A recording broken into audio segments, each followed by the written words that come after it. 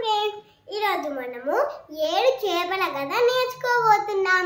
Let's start. అనగనగా ఒక ఊరిలో ఒక రాజు ఉండేవాడు. ఆ రాజుకి 7 కొడుకులు. ఆ 7 కొడుకులు చేపలు పట్టడానికి వెళ్ళారు.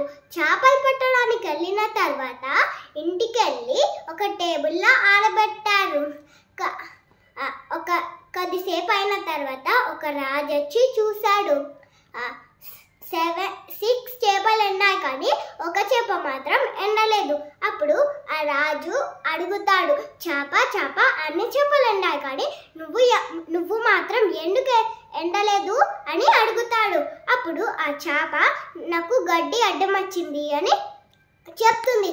ఆ చేప అప్పుడు ఆ రాజు గడ్డి దగ్గరికి వెళ్ళి, గడ్డి నువ్వు చేపకి ఎందుకు అడ్డం వచ్చావు అని అడుగుతాడు.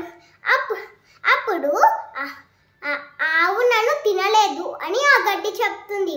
అప్పుడు ఆ రాజు ఆవు దగ్గరికి వెళ్ళి, ఆవు నువ్వు గడ్డిని ఎందుకు తినలేదు అని అడిగితే ఆ రాజు, ఆ ఆవు నాకు పిల్లగాడు గడ్డి పెట్టలేదు అని ఆ ఆవు చెప్తుంది. అప్పుడు ఆ రాజు ఆ పిల్లగాడి దగ్గరికి వెళ్ళి, పిల్లగాడా నువ్వు ఆవుకి ఎందుకు గడ్డి పెట్టలేదు అని అడుగుతాడు ఆ పిల్లగాడిని.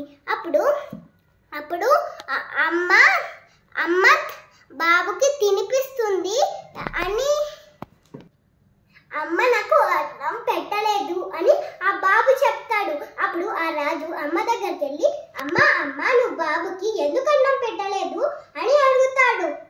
అప్పుడు నా సంగలో ఉన్న పిల్లగాడు ఏడుస్తున్నాడు అని ఆ అమ్మ చెప్తుంది. అప్పుడు ఆ రాజు పిల్లగాడి దగ్గరికి వెళ్ళి, పిల్లగాడా నువ్వు ఎందుకు ఏడుస్తున్నావు అని అడిగితే చీమ నన్ను కుట్టింది అని ఆ బాబు చెప్తాడు. అప్పుడు ఆ రాజు చీమ దగ్గరికి వెళ్ళి, చీమ నువ్వు బాబుని ఎందుకు